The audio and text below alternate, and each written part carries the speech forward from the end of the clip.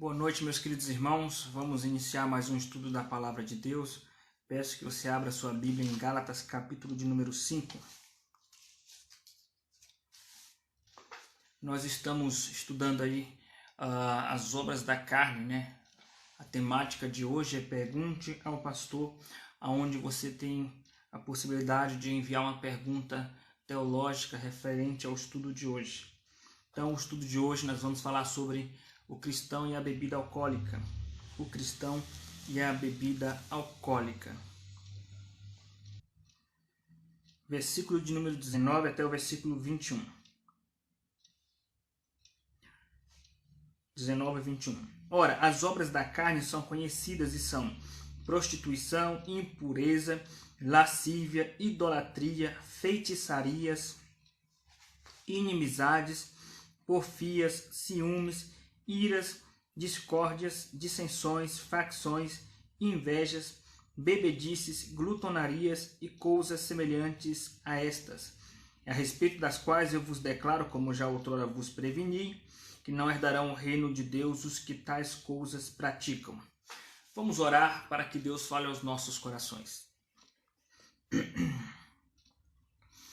Senhor nosso Deus, nós queremos te agradecer pela oportunidade de aprender um pouco mais de ti. Nós carecemos da ação do teu Espírito Santo, nós carecemos da direção e do poder do teu Espírito Santo. Que teu Espírito Santo venha derramar teu poder e graça sobre nossas vidas, glorificando o teu nome e edificando a tua igreja. Ser conosco nesta noite, Pai, em nome de Jesus. Amém. Meus queridos irmãos, nós estamos fazendo o Pergunte ao Pastor, estudo de sexta-feira, onde os irmãos podem fazer perguntas.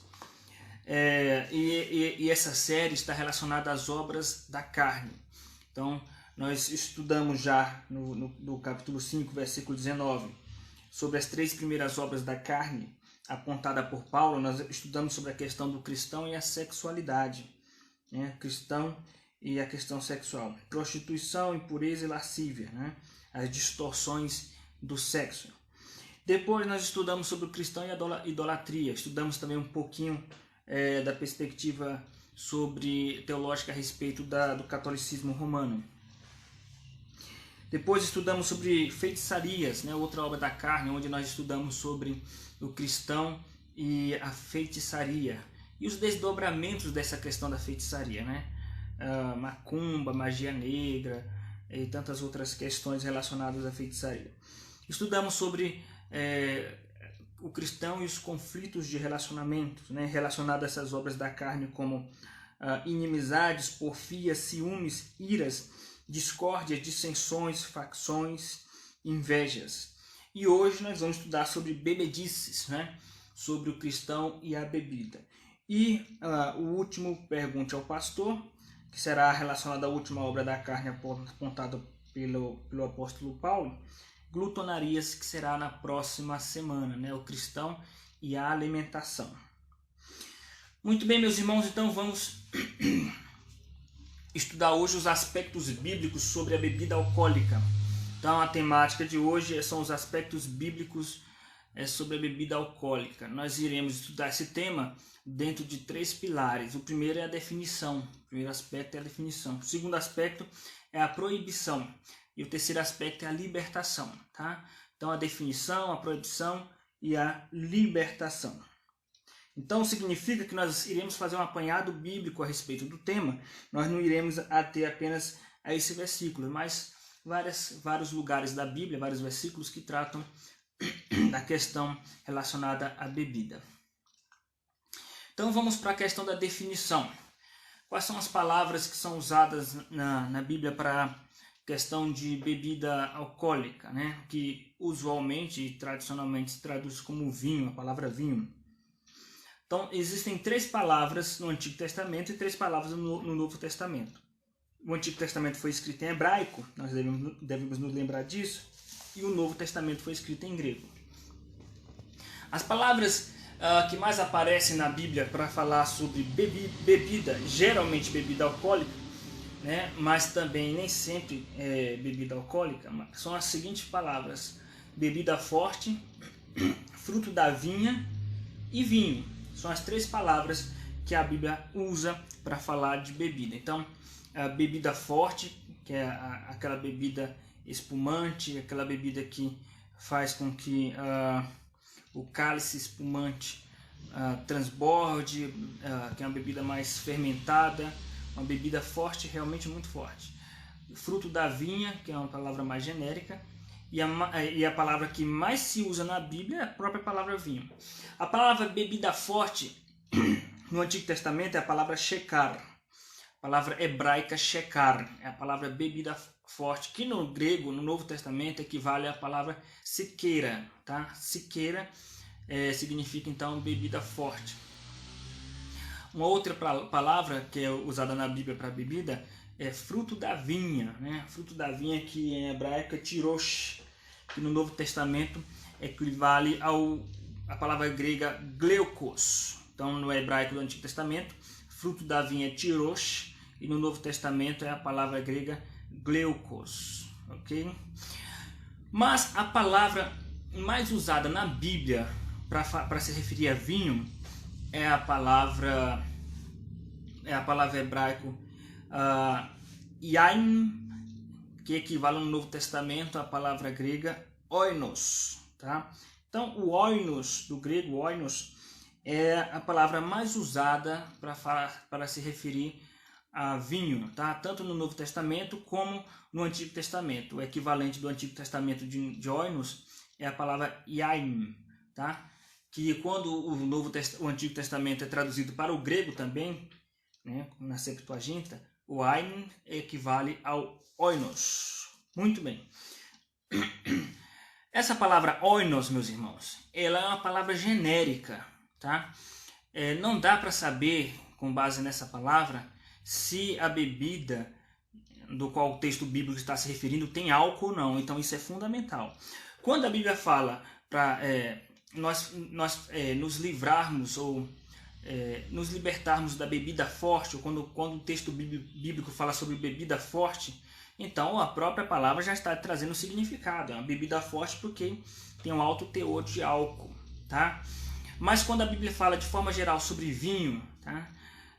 Paulo fala para Timóteo beber um pouco de vinho, né? Jesus transformou água em vinho. Paulo diz que Paulo fala sobre o vinho lá em Romanos capítulo de número 14.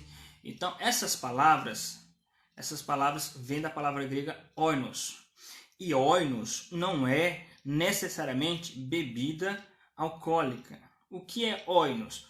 Oinos é uma bebida oriunda da uva. Oinos é uma bebida oriunda da uva. Não se sabe se é com álcool ou não. O que vai determinar se esse oinos foi utilizado com álcool é o contexto, tá? Então, quando Paulo fala em Efésios capítulo de número 5, versículo 18, não vos embriagueis com vinho, é óbvio que esse oinos aí, ele tem álcool, né? Um forte teor de álcool, tá? Então, mas fora os versículos que tem indícios claros de embriaguez, fora isso, não dá para saber se tem álcool. Então, não esqueça disso. Todas as vezes que a Bíblia fala de vinho, não significa que seja com álcool. O problema é que para nossa mente contemporânea, a gente já pensa no vinho de nossos dias. O vinho de nossos dias, se você não tomar cuidado, você vai se embriagar, porque o vinho de nossos dias, a maioria deles, às vezes tem mais teor de álcool, um teor de álcool maior do que de cerveja, por exemplo. Então, nós temos que tomar esse cuidado, não tentar olhar para a palavra vinho na Bíblia com o mesmo olhar, com a mesma mentalidade do vinho que nós temos de nossos dias. Uma prova e uma evidência de que a palavra vinho na Bíblia não significa necessariamente vinho com álcool, ou vinho fermentado, ou suco de uva fermentado, uma prova de que nem sempre vinho na Bíblia tem álcool, tá? É Isaías 65:8. Isaías 65:8 é uma evidência porque usa essa palavra no hebraico yaim, que equivale ao oinos, e na verdade não é com álcool. Isaías 65:8. Olha só o que diz em Isaías 65:8. Assim diz o Senhor: como quando se acha vinho num cacho de uvas dizem: não o desperdices, pois há bênção nele. Assim farei por amor dos meus servos e não os destruirei a todos. Então, veja, como quando se acha vinho no cacho de uvas. Quando foi que você achou vinho num cacho de uva? É impossível você achar vinho no cacho de uva. O que tem no cacho de uva? O sumo da fruta. É o sumo da fruta. Não existe vinho dentro de um cacho de uva, é claro. Então por que o texto está dizendo assim como se acha vinho no cacho de uva? Porque não existia uma outra palavra para se referir ao fruto da vinha, a não ser a palavra yaim no Antigo Testamento, né? Ou às vezes a palavra tirosh, ou a palavra shekar, e no Novo Testamento a palavra gleukos, mas geralmente a palavra oinos, que é traduzido por vinho. Tá? Então, a palavra suco de uva na Bíblia você não vai encontrar nos termos oriundo dos termos, ou como é descrito nos termos contemporâneos. Só a palavra vinho. Tá? Isso não significa que é álcool, tá? que contenha álcool. Com base nisso, você já chega à seguinte conclusão: se tudo na Bíblia que é oriundo da fruta se traduz por vinho, seja o sumo da fruta, seja a própria fruta da uva, a Bíblia traduz por vinho, porque aqui, como quando se acha vinho num cacho de uvas, está falando da própria uva, ele chama a própria uva de vinho. Tá? Então tudo é vinho. A uva é vinho, o sumo da uva é vinho. Provérbios 3:10 fala sobre o vinho quando sai do lagar. O lagar era aquele recipiente, né, onde as pessoas pisam na uva para sair aquele suco. É óbvio que aquele suco que está acabando de sair do lagar não tem vinho, não tem álcool, né? Não é fermentado, porque é um suco que está acabando de sair da fruta. Mas Provérbios 3:10 fala sobre o vinho que acabou de sair do lagar. Tá? Porque tudo para eles era vinho. A própria uva era vinho, o suco da uva era vinho e vinho fermentado era vinho. Ou seja, vinho, a bebida da uva com fermento ou sem fermento é a palavra vinho. Tá? Vou repetir. Não existia e não existe na Bíblia uma palavra específica para se referir a bebida sem álcool. Vou repetir. Não existe uma palavra na Bíblia específica para se referir ao suco da uva sem álcool. Não existe. Existe apenas uma palavra só, de maneira geral, para se referir a vinho, que é a palavra oinos e no hebraico yaim, que significa suco oriundo da vinha, da uva. O que vai determinar se tem álcool ou não é o contexto. Se essa bebida provoca embriaguez, então é óbvio que é fermentada, é com álcool. Tá? Muito bem, por exemplo, na Páscoa do Antigo Testamento não era permitido nenhum tipo de produto fermentado. Mas, no entanto, os judeus eles celebravam a Páscoa com a refeição, né, que era a bebida e a refeição do cordeiro, né, que se matava. Mas a bebida não tinha fermento, mas a palavra é a mesma. Tá? Então, por aí nós já chegamos à seguinte conclusão. Nós não sabemos, em alguns lugares da Bíblia, se a palavra vinho era um vinho que continha álcool ou não. Não dá para saber. Tá? Por exemplo, Jesus transformou a água em vinho. As pessoas já têm a tendência, a tentação de achar que aquele vinho ali é vinho com álcool. Não dá para saber. Tá? Não dá para saber.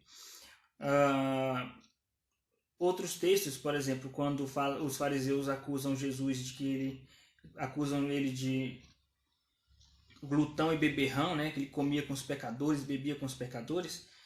Algumas pessoas cometem um sacrilégio de dizer que Jesus ele bebia vinho com álcool. Eu já ouvi pessoas dizendo o seguinte: até Jesus bebia. Isso é um absurdo, isso é uma heresia.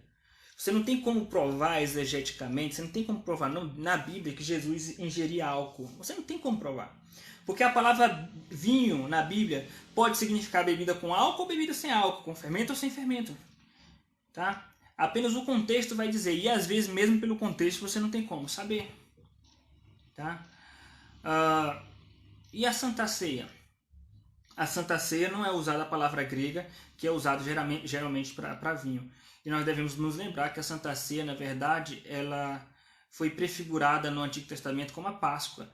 A Santa Ceia seria o equivalente à nossa Páscoa, né? Nós estamos celebrando ali o Cordeiro de Deus. Lembre-se que na Páscoa do Antigo Testamento não era permitido bebida fermentada, ou qualquer tipo de alimento fermentado, tá? Então, o que nós nos leva a crer que muito provavelmente não tinha álcool na bebida que os discípulos com Jesus ingeriam. Mas nos demais casos que Jesus bebia com os fariseus, com os pecadores, comia e bebia com os pecadores, não se sabe se fala de bebida com álcool, porque a Bíblia não fala. E é a mesma palavra, tanto para álcool, bebida com álcool, como sem álcool. Então, é muito genérico. Então, a palavra oinos é uma palavra genérica para se referir à bebida, oriundo da uva, seja com álcool ou sem álcool. Tá? Então, nunca diga Jesus bebeu, no sentido de beber bebida alcoólica. Você não sabe. Para sermos honestos, nós temos que dizer que nós não sabemos se Jesus bebeu, se ele ingeriu bebida com álcool, para sermos honestos.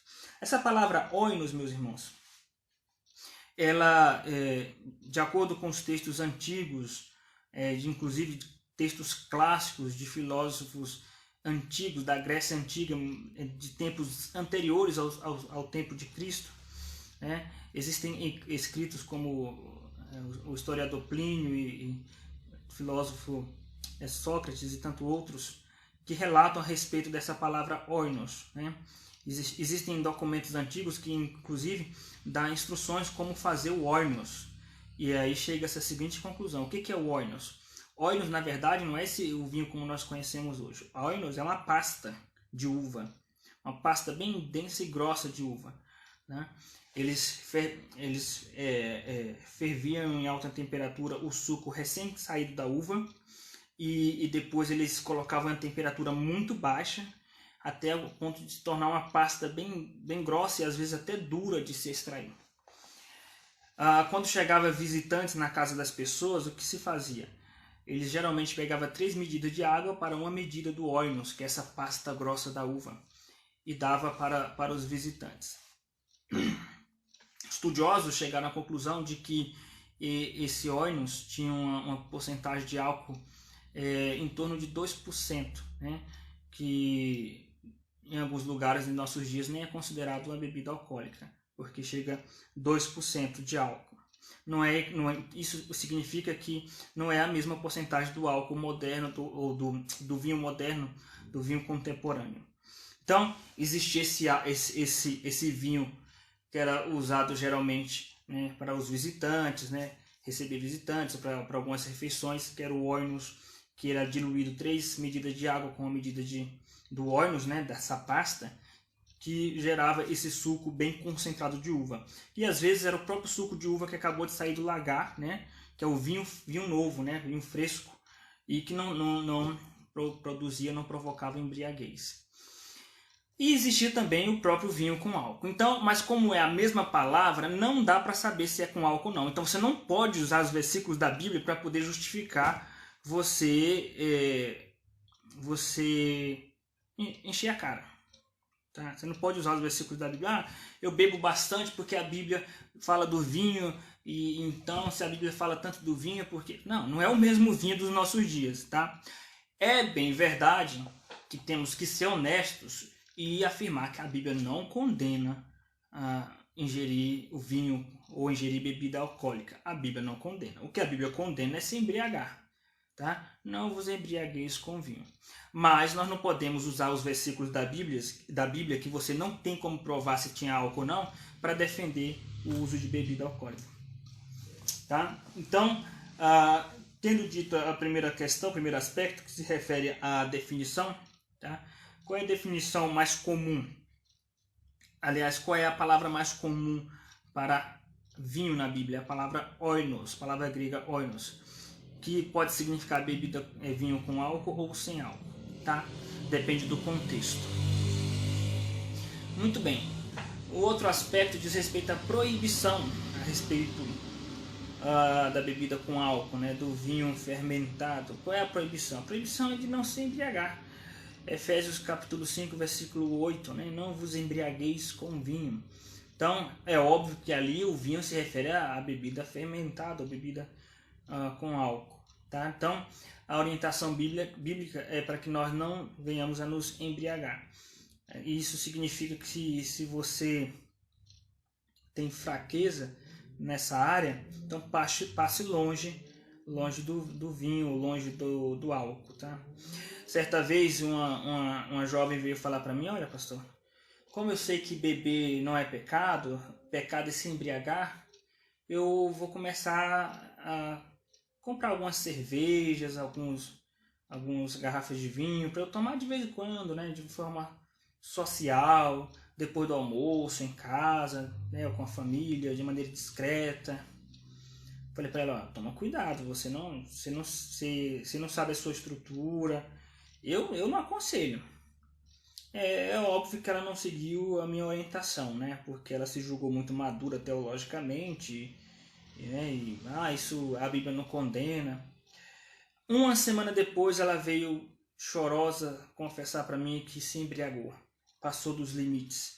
Meus irmãos, a bebida é algo muito sutil, muito sorrateira, é algo que pode facilmente fazer você passar dos limites. Eu prefiro seguir o princípio o mesmo princípio que Deus deu para Sansão, de passar longe da vinha, no sentido para ficar longe do elemento com álcool.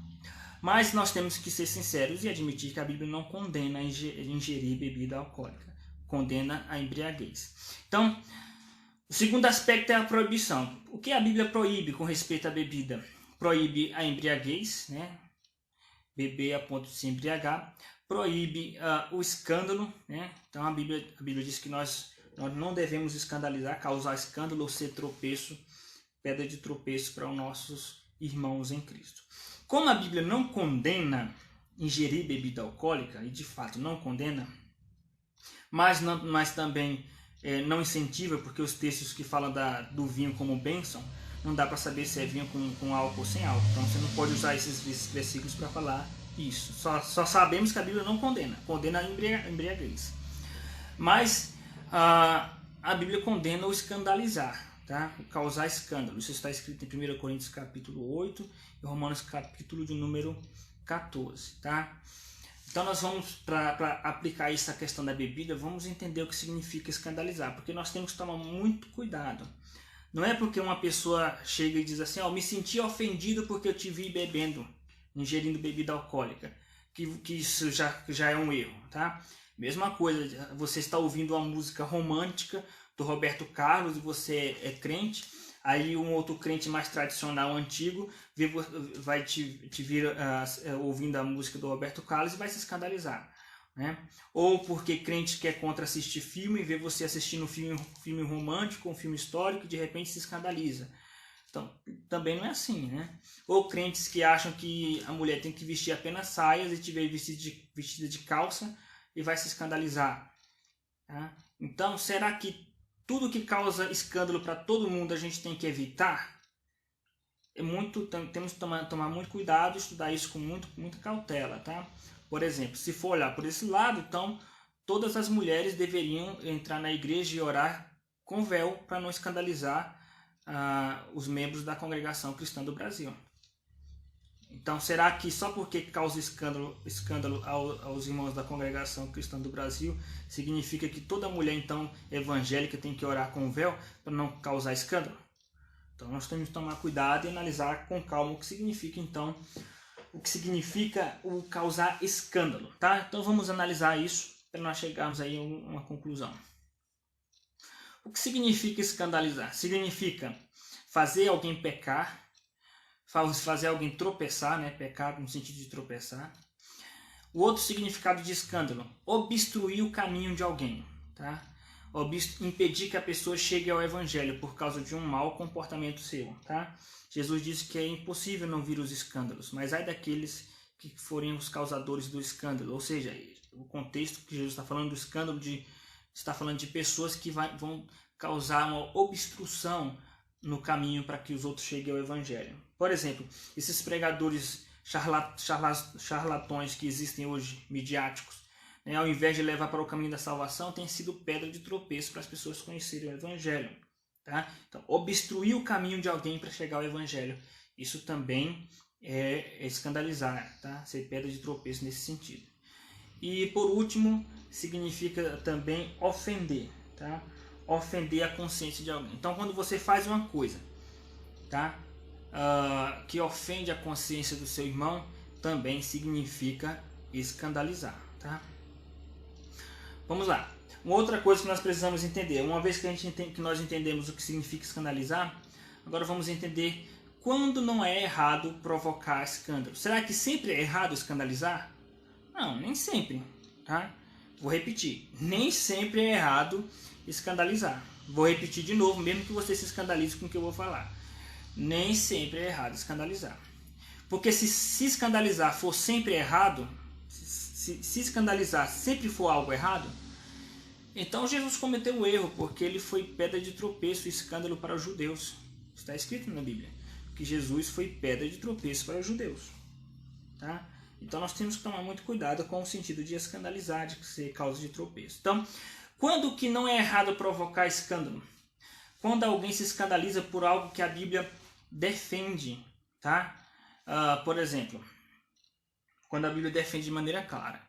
A Bíblia defende de maneira clara os sinais messiânicos, ou os aspectos e as características do futuro Messias. Estou falando do Antigo Testamento. Tá?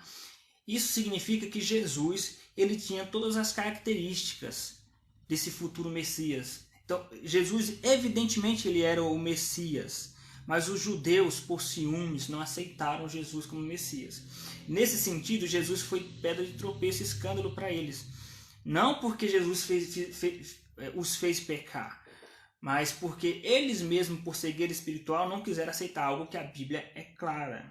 Tá? A Bíblia fala claramente. Então, às vezes, você pode fazer alguém se escandalizar, ou você pode fazer alguém se escandalizar ou tropeçar, você fazendo uma coisa que agrada a Deus. Tá? Então, nós temos que tomar muito cuidado com isso. Tá? Vamos lá, uma outra questão. Quando que não é errado escandalizar? Quando alguém se escandaliza por algo que, além de não ser condenado pela Bíblia, é algo que não tem conotação de impureza ou de aparente imoralidade. Eu vou repetir. Quando que não é errado escandalizar também? Quando alguém se escandaliza por algo que, além de não ser condenado pela Bíblia, é algo que não tem conotação de impureza ou de aparente imoralidade. Tá? Estou falando de usos e costumes inocentes, tá? Por exemplo, se você está em casa assistindo TV, assistindo um jornal, de repente chega um crente de uma denominação muito rígida e te flagra assistindo um jornal. Ele vai dizer que se escandalizou, você o escandalizou. Mas você pode até ter escandalizado esse crente, mas só que você não cometeu um erro, porque você está fazendo algo moralmente neutro. Que a Bíblia apenas, não somente a Bíblia não condena, mas o que você está fazendo não tem conotação nenhuma de impureza ou de imoralidade, não tem nenhuma associação com imoralidade. Tá? Então, o erro está com aquele que se escandalizou. Tá? Por exemplo, quando a mulher em nossos dias usa calça e alguma irmã ou irmão de alguma denominação se escandaliza. Quem está errado? O que se escandalizou, a não ser que a irmã esteja usando uma calça indecente. Mas só porque é calça, tá? Vou usar a questão lá do véu. Vamos supor que a pessoa é de uma denominação que acha que a mulher tem que usar véu. E aí te flagra você fazendo uma oração sem véu, e essa pessoa vai se escandalizar. Tá? E quem está errado aqui? Quem está errado? A Bíblia, quando a Bíblia fala sobre o véu, está falando de princípios espirituais, não está falando de costumes que tem que servir para todos os tempos. Então tudo tem que ser analisado com muito carinho e muito cuidado, tá? Então, se você está fazendo algo que diz respeito a usos e costumes, tá? Que não tem nenhuma associação imoral, que não tem nenhuma uma associação aparente com imoralidade, alguma coisa nesse sentido, então você pode ficar tranquilo, tá? Agora, quando que é errado causar escândalo? Quando é errado e pecado causar escândalo? É errado causar escândalo quando você fizer alguém tropeçar, alguém pecar, fazendo algo fazendo o irmão pecar contra sua própria consciência, em algum costume ou atitude que tem alguma associação direta ou indireta com imoralidade, tá? Então você fez o seu irmão pecar contra a sua própria consciência com algum tipo de costume ou atitude que tem uma associação direta ou indireta com imoralidade ou com idolatria, tá? Eu vou dar exemplo para vocês aqui. Por exemplo, um cristão está voltando do trabalho, né, e passa na frente da quermesse e resolve comprar uma pamonha ou resolve parar na quermesse para comer uma canjica, alguma coisa assim. E a gente sabe que a quermesse, na verdade, é uma homenagem a ídolos. O cristão comer alguma comida oriunda desse ambiente vai levar ele para o inferno? Vai fazer ele pecar contra Deus? Não. Mas você pode... isso pode ser um escândalo que se caracteriza como pecado. Por quê? Porque aquilo tem alguma associação com idolatria. Não direta, não que você está adorando o ídolo, mas tem associação. Por exemplo, faz o irmão que veio desse lugar da idolatria, faz ele pecar contra a sua própria consciência, faz ele ofender a sua própria consciência, ou um outro tipo de escândalo. Pode fazer aquele irmão, né, ver você que tem maturidade, cometendo aquele ato e pensar, não deve ter nada demais. Aí ele vai e come, mas depois ele próprio se acusa. Então foi levado por você a cometer algo que vai fazer ele pecar contra a própria consciência, tá? No caso, por exemplo, da bebida, esse tipo de situação de fazer a pessoa se escandalizar contra a sua própria consciência, isso depende do contexto, tá? Depende do contexto. Por exemplo, se um ímpio ou um crente vir você embriagado, vai causar escândalo, mas aí é um escândalo óbvio, tá? Mas se você mora em um país onde a bebida alcoólica está associada à destruição de famílias, ok? Se você vive em um país onde a bebida alcoólica está associada à prostituição, a adultério, a orgias, se você vive num país nesse sentido, que a bebida alcoólica não é apenas cultural, mas ele é imoralmente cultural, tá? Então se você causar escândalo, é um tipo de escândalo que é errado e que você tem que evitar. Vou repetir. Se você mora em um país ou uma região onde a bebida tem uma conotação ruim, onde a bebida tem uma conotação com prostituição, uma conotação com farra, no sentido de orgia, e você ingerir bebida e fazer algum irmão se escandalizar, então você está errado, tá? É por isso que eu tenho o meu posicionamento com respeito à bebida no Brasil, o crente ingerir bebida no Brasil, porque no Brasil nós não somos crianças, né? Nós não somos ingênuos, todos nós somos sabedores que a bebida no Brasil, a bebida alcoólica está associada à orgia, tá? Não é à toa que na frente de um bar onde tem um comercial de cerveja tem uma mulher nua. Não é à toa que nos comerciais televisivos de internet onde faz comercial de cerveja tem mulher nua. Tá? Está associado à orgia, né? O carnaval, outros tipos de festa, a orgia da pior espécie, tá? Além de estar associada à orgia, por causa do descontrole cultural que existe com a bebida no Brasil, a bebida no Brasil também está associada à destruição de famílias, tá? Quantas famílias não são destruídas por causa da bebida alcoólica, tá? E aí de repente o irmão, Deus liberta uma pessoa da bebida, né? Transforma aquela família, restaura aquela família que foi, né, destruída pela bebida. Deus converte aquele homem que era um alcoólatra, que batia na mulher, e aquele homem se torna um homem de Deus. E de repente esse homem chega na igreja, se firma na igreja, e ele descobre que você bebe cerveja, bebe ou bebe conhaque, ou a pinga, né? Aí você diz, não, eu bebo socialmente. E aquele irmão, ou ele vai se escandalizar na sua própria consciência, no sentido de se entristecer nesse sentido, ou ele vai se escandalizar no sentido de tropeço. Vai pensar, bom, se o irmão que é fulano de tal, que às vezes até um líder na igreja, né, Pode ser um pastor que bebe, pode ser um presbítero que bebe, um diácono que bebe, ou um irmão que bebe, ou seja lá quem for, qual crente que bebe, ele vai pensar o seguinte: bom, se aquele irmão que tem muito tempo de igreja é maduro, ele bebe, então acho que não tem problema eu beber um pouquinho. Aí ele bebe e tem uma recaída, e você foi o culpado, porque você foi o culpado de fazer aquele irmão ter uma recaída, porque ele achou que não teria dificuldade nenhuma e bebeu, ou ele teve uma recaída, ou ele passou a se entristecer na sua própria consciência, condenar a si mesmo na sua consciência. Esse tipo de tropeço é o que está descrito em 1 Coríntios capítulo 8, e você foi o culpado. O problema é que nós sabemos que no Brasil a cerveja ou a bebida alcoólica está associada à prostituição. Mesmo assim, os crentes que se dizem maduros, né, bebe e ainda coloca foto, né, a selfie no Facebook, no Instagram, bebendo, né, na praia. É como se estivesse fazendo alguma vantagem, algo nobre, né, algo edificante, glorificando a Deus, né, sendo na verdade uma causa de tropeço. Ai daqueles que provocarem escândalos. Tá?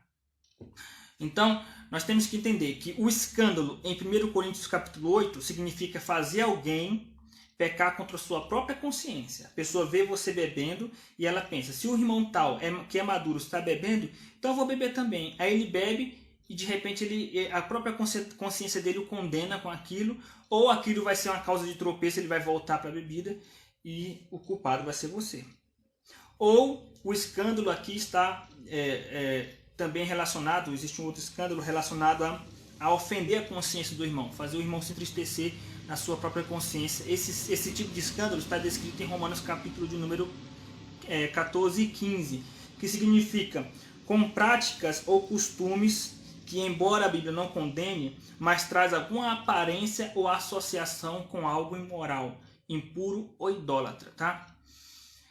Muito bem, então essa é a questão da proibição, tá? Eu me delonguei mais nesse ponto porque realmente é um ponto mais polêmico, né?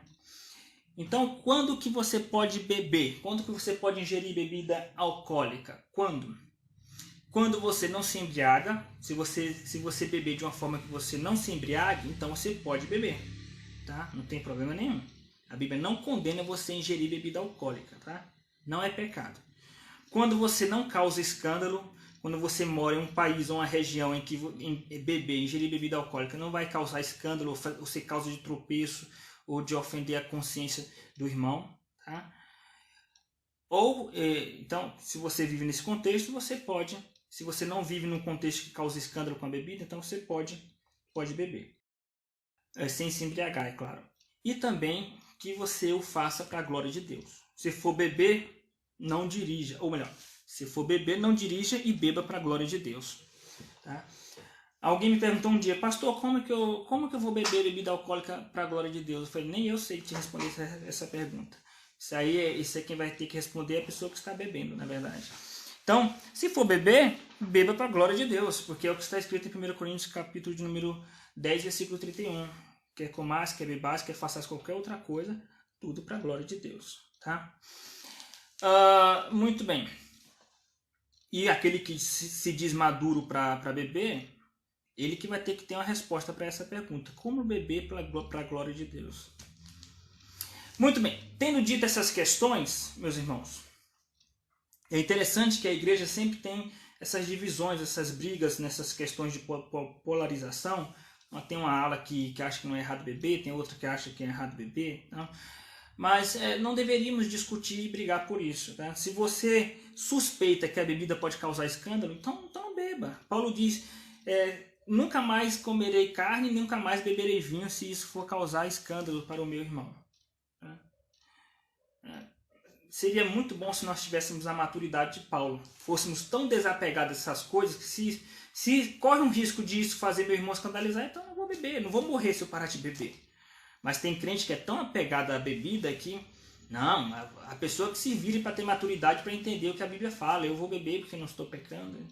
Então não se importa em ofender o irmão, e Paulo traz severas exortações quanto a isso. Então, definição, primeiro aspecto. O segundo aspecto diz respeito à proibição. E o terceiro aspecto, a libertação. Como conseguir a libertação, que é o mais importante. Se é a sua fraqueza, se você conhece alguém que tem como fraqueza a bebida, Qual é o processo? Andar em espírito, versículo 16. Gálatas 5,16. Digo, porém, andai no espírito e jamais satisfareis a concupiscência da carne. Tem intimidade com Deus, lê muito a Bíblia, orar muito, e isso vai te dar forças para você vencer se for a sua fraqueza a bebida. Uma outra coisa que você tem que fazer, exercer o seu domínio próprio, versículo 23, mansidão, domínio próprio. Né? Quando a pessoa vem de um contexto que ela se converteu e antes ele era um alcoólatra, o seu cérebro foi danificado, seu sistema nervoso central foi danificado, então vai ser uma fraqueza muito forte e até fisiológica para ele. Então vai ter que ter domínio próprio, vai ter que lutar contra isso. Como? Crucificando a carne, versículo 24. Os que são de Cristo Jesus, crucificaram a carne com as suas paixões e concupiscências. Muito bem, meus irmãos, esse é o processo da libertação. É ser cheio do Espírito, para você não se embriagar com vinho, que é andar no Espírito, crucificar a carne e cultivar o fruto do Espírito. Aspectos bíblicos sobre a bebida alcoólica. A definição, né, a proibição e a libertação. Esse foi o nosso estudo de hoje. Alguma pergunta, meus irmãos?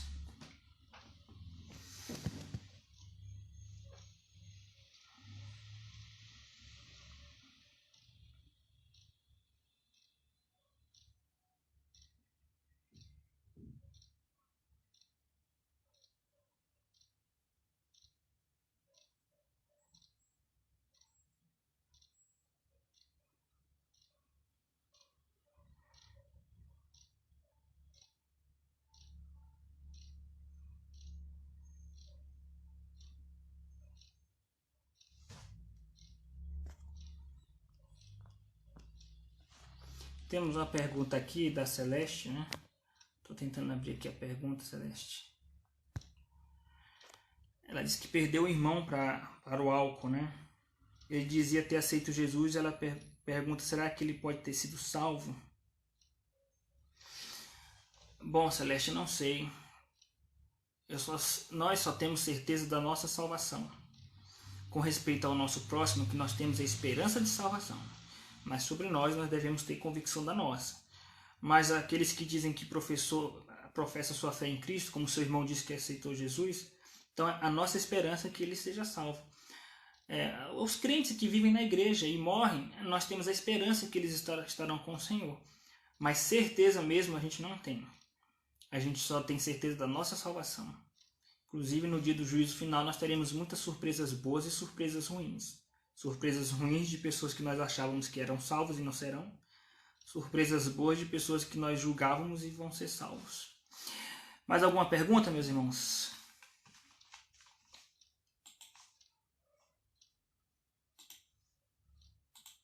Parece que não temos mais perguntas. Então, na próxima sexta-feira será o nosso último Pergunte ao Pastor, onde nós iremos estudar sobre o cristão e a glutonaria, tá? Então aguardo vocês para o próximo Pergunte ao Pastor na semana que vem, na sexta-feira, às 18 horas. No domingo nós teremos às 9 horas o culto, às 10 horas a escola dominical e às 18 horas o culto solene. Que Deus os abençoe ricamente. Vamos fazer uma oração para encerrar. Senhor nosso Deus, queremos te agradecer, Pai, por tua palavra, que o Senhor nos deu uma noite de tranquilidade em tua presença, Pai. Nós te louvamos e te agradecemos por tudo isso em nome de Jesus. Amém. Que Deus os abençoe ricamente. Um forte abraço a todos. Compartilhe essa mensagem para que possa alcançar vidas e famílias para serem transformados pela graça. Um grande abraço, meus irmãos.